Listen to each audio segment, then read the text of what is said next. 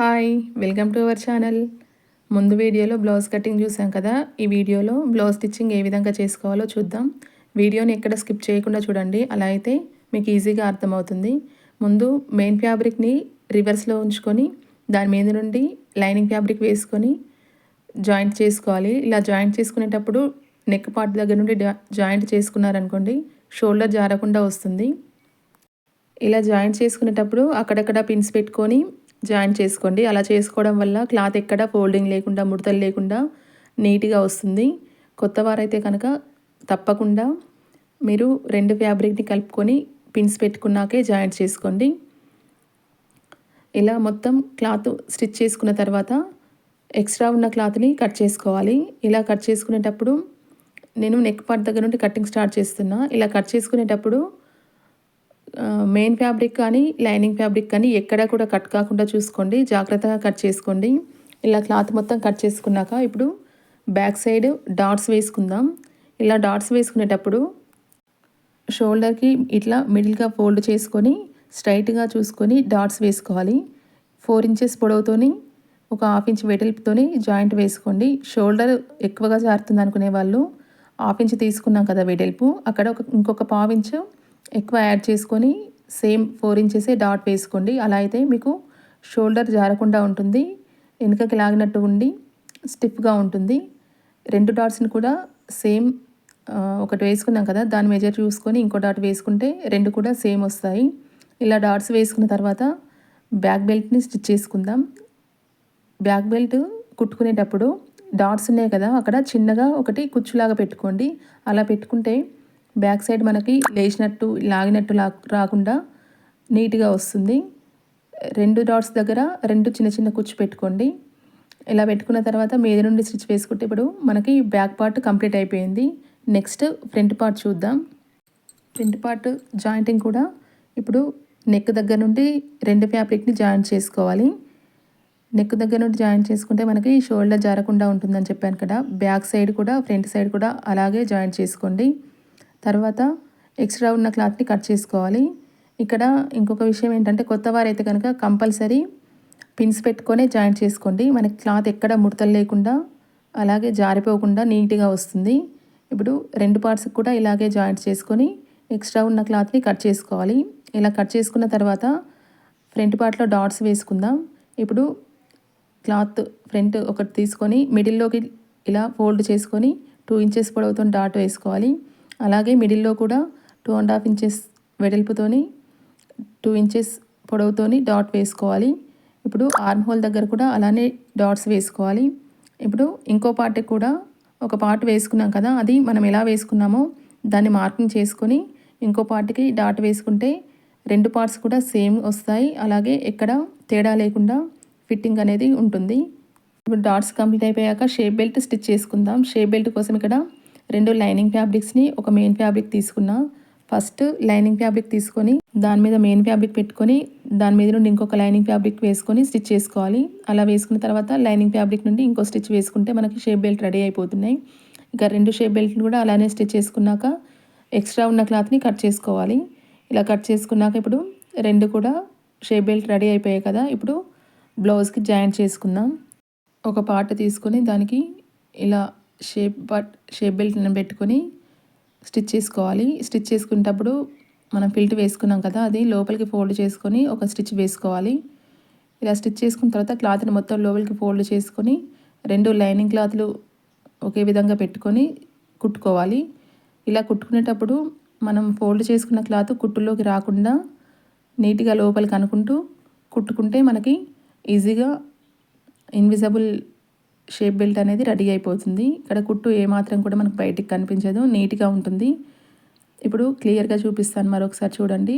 Main fabrics 2 ఒకే విధంగా పెట్టుకొని ఇప్పుడు కుట్టుకోవాలి. ఇలా కుట్టుకునేటప్పుడు ఇక్కడ డాట్ ఉంది కదా, అది కొంచెం ఫోల్డ్ చేసుకొని కుట్టుకుంటే మనకి షేప్ అనేది నీట్గా వస్తుంది. ఇలా ఒక స్టిచ్ వేసుకున్న తర్వాత ఇప్పుడు క్లాత్ని ఇలా ఫోల్డ్ చేసుకొని షోల్డర్ దగ్గర నుండి లోపలికి అనుకొని 2 లైనింగ్ ఫ్యాబ్రిక్స్ ఒకే దగ్గర ఉండేటట్టు చూసుకొని కుట్టు వేసుకోవాలి. ఇలా కుట్టు వేసుకునేటప్పుడు మాత్రం క్లాత్ మీద మనం ఫోల్డ్ చేసుకున్న క్లాత్ కుట్టులోకి రాకుండా చూసుకుంటూ వేసుకోవాలి. తర్వాత ఇక్కడ ముందు పార్ట్ నుండి లోపలున్న క్లాత్ని ఇలా లాక్కుంటే బయటికి వస్తుంది. ఇక్కడ షేప్ బెల్ట్ మనకి మంచిగా నీట్గా వస్తుంది. కుట్లు అనేవి బయటికి కనబడకుండా నీట్గా ఉంటాయి. తర్వాత ఇప్పుడు ఉక్సుల పట్టి కాజా పట్టి కూడా కుట్టుకుందాం. ఇప్పుడు ఉక్సుల పట్టి కుట్టుకున్నాక నెక్స్ట్ కాజా పట్టి కూడా స్టిచ్ చేసుకుందాం. లైనింగ్ ఫ్యాబ్రిక్ని తీసుకొని చిన్న పీస్ కట్ చేసుకొని అది మనం జాయింట్ చేసుకొని ఇలా ఉక్సుల పట్టి కుట్టుకోవాలి. ఉక్సుల పట్టి కుట్టుకున్నాక కాజాల పట్టి కోసం మెయిన్ ఫ్యాబ్రిక్ ఒకటి, తర్వాత లైనింగ్ ఫ్యాబ్రిక్ రెండు తీసుకొని కాజా పట్టి కుట్టుకోవాలి. అలా అయితే కాజాల పట్టి మనకి కాజాలు పోసేటప్పుడు స్టిఫ్గా ఉంటుంది. ఇలా ఎక్స్ట్రా ఉన్న క్లాత్ని కట్ చేసుకొని మళ్ళీ లోపలికి ఒక ఫోల్డ్ చేసుకొని మీది నుండి కుట్టు అనేది వేసుకోవాలి. ఇలా కుట్టుకున్న తర్వాత దాని పక్క నుండే ఒక పాదం ఇంచుతోని ఇంకో కుట్టు వేసుకుంటే మనకి కాజాల పట్టి రెడీ అయిపోయింది.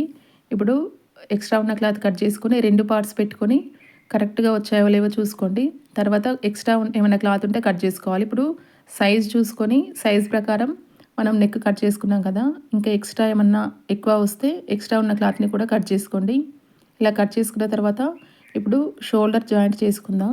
రెండు క్లాత్ని జాయింట్ చేసుకునేటప్పుడు ఇక్కడ చూడండి, మనం 1/2 ఇంచ్ జాయింట్ చేసుకుంటాం కదా, దానికి ఒక 1/4 ఇంచ్ ఎక్స్ట్రా జాయింట్ చేసుకుంటే మనకి ఇక్కడ షోల్డర్ జారే వాళ్ళకి జారకుండా ఉంటుంది. రెండింటిని కూడా అలాగే జాయింట్ చేసుకోవాలి. కొంచెం ఒక 1/4 ఇంచ్ అంత ఎక్స్ట్రా పెట్టుకొని జాయింట్ వేసుకుంటే మనకి షోల్డర్ అనేది అస్సలు జారదు. అది మాత్రం తప్పకుండా చూసుకొని జాయింట్ వేసుకోండి. ఇప్పుడు నెక్ కూడా స్టిచ్ చేసుకుందాం. రౌండ్ నెక్ స్టిచ్ చేసుకోవడానికి క్రాస్ పీసులు కట్ చేసుకొని వాటిని జాయింట్ చేసుకొని ఇక్కడ నెక్ స్టిచ్ చేసుకుంటున్నా. అలా ఒక స్టిచ్ వేసుకున్న తర్వాత మళ్ళీ క్లాత్ని లోపలికి ఫోల్డ్ చేసుకొని ఇంకొక స్టిచ్ వేసుకోవాలి. చేసుకున్న తర్వాత ఎక్స్ట్రా ఉన్న క్లాత్ని కట్ చేసుకుంటే ఇక్కడ మనకి నెక్ రెడీ అయిపోతుంది. తర్వాత హ్యాండ్స్ కూడా స్టిచ్ చేసుకోవాలి.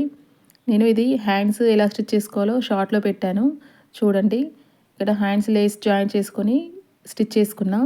తర్వాత మనం ఇప్పుడు సైజు ఎంత ఉందో అది చూసుకొని హ్యాండ్స్ లెంత్ ఎంత ఉందో అంత చూసుకొని ఎక్స్ట్రా ఉన్న క్లాత్ని కట్ చేసుకోవాలి. ఎక్స్ట్రా ఉన్న క్లాత్ కట్ చేసుకున్న తర్వాత మిడిల్లో ఒక డాట్ పెట్టుకోండి. ఇలా పెట్టుకొని అది సెంటర్కి వస్తుంది. తర్వాత ఇప్పుడు హ్యాండ్స్ లోత్ తీసుకోవాలి. హ్యాండ్స్ లోత్ తీసుకున్న తర్వాత మనం ఫ్రంట్ సైడ్ బ్యాక్ సైడ్ ఒక చిన్న డాట్ కట్టింగ్ పెట్టుకుంటే మనకి ఫ్రంట్ బ్యాక్ అనేది ఈజీగా అర్థమవుతుంది, ఏది ఫ్రంట్కి వేయాలో ఏది బ్యాక్ వేయాలో. తర్వాత షోల్డర్స్ రెండు కరెక్ట్గా పెట్టుకొని ఎక్స్ట్రా ఏమన్నా ఉంటే అది కట్ చేసుకోవాలి. తర్వాత ఇప్పుడు మనం హ్యాండ్ జాయింట్ చేసుకుందాం. హ్యాండ్ జాయింట్ చేసుకునేటప్పుడు మిడిల్లో డాట్ పెట్టుకున్నాం కదా, అది తర్వాత మనకు హ్యాండ్ జాయింట్ ఇక్కడ సెంటర్ ఉంటుంది కదా, అది రెండు ఒకే దగ్గర వస్తే మనకి హ్యాండ్ అనేది ముందుకి వెనక్కి కాకుండా నీట్గా వస్తుంది. ఇప్పుడు మిడిల్లో పెట్టుకొని ఇక్కడ కుట్టు స్టార్ట్ చేస్తున్నా. ఇలా స్టార్ట్ చేయడం వల్ల ఫ్రంట్ సైడ్ ఎక్కువ బ్యాక్ సైడ్ తక్కువ కాకుండా హ్యాండ్ కరెక్ట్గా ఉంటుంది. ఇలా స్టిచ్ చేసుకోండి, కొత్త వారికి చాలా ఈజీగా ఉంటుంది. ఒక స్టిచ్ వేసుకున్న తర్వాత దాని మీద నుండి ఇంకో స్టిచ్ వేసుకుంటే మనకి హ్యాండ్ డబల్ స్టిచ్చింగ్ అనేది కంప్లీట్ అయిపోతుంది. జాయింటింగ్ రెండు కూడా హ్యాండ్స్ అలానే జాయింట్ చేసుకోవాలి. హ్యాండ్ జాయింటింగ్ వేసుకునేటప్పుడు క్లాత్ని ఎక్కడ కూడా లాగకుండా వేసుకోండి.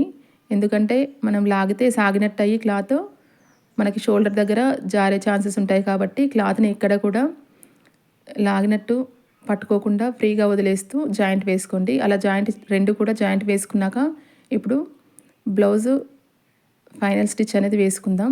ఇక్కడ హ్యాండ్ని సైజ్ బ్లౌజ్ తీసుకొని హ్యాండ్ దగ్గర మార్కింగ్ చేసుకోండి, హ్యాండ్ లూజు. తర్వాత ఆర్మ్ హోల్ దగ్గర కూడా లూజ్ ఎంత ఉందో అంత చూసుకొని జాయింట్ చేసుకోండి. అలా జాయింట్ చేసుకొని స్టిచ్ వేసుకుంటే మనకి ఇక్కడ స్టిచ్ జాయింటింగ్ అనేది కంప్లీట్ అయిపోతుంది. తర్వాత ఇంకో సైడ్ కూడా ఫస్ట్ జాయింట్ చేసుకున్నాం కదా, దాన్ని చూసుకుంటూ మార్కింగ్ చేసుకొని జాయింట్ వేసుకోవాలి.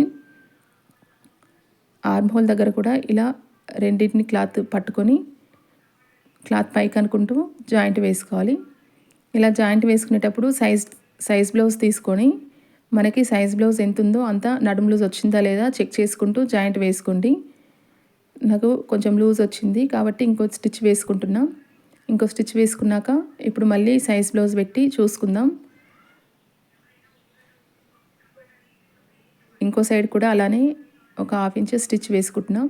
ఇప్పుడు సైజ్ బ్లౌజు మనం కుట్టిన బ్లౌజు సైజ్ చూసుకుంటే కరెక్ట్గా ఉంది. తర్వాత దాని పక్కన ఉండే ఇంకొక 2 స్టిచ్చులు వేసుకుంటే మనకి ఫైనల్గా బ్లౌజ్ స్టిచ్చింగ్ అనేది కంప్లీట్ అయిపోతుంది. ఇలా 2 స్టిచ్చులు వేసుకున్న తర్వాత ఎక్స్ట్రా ఉన్న క్లాత్ని కట్ చేసుకోండి. అంతే.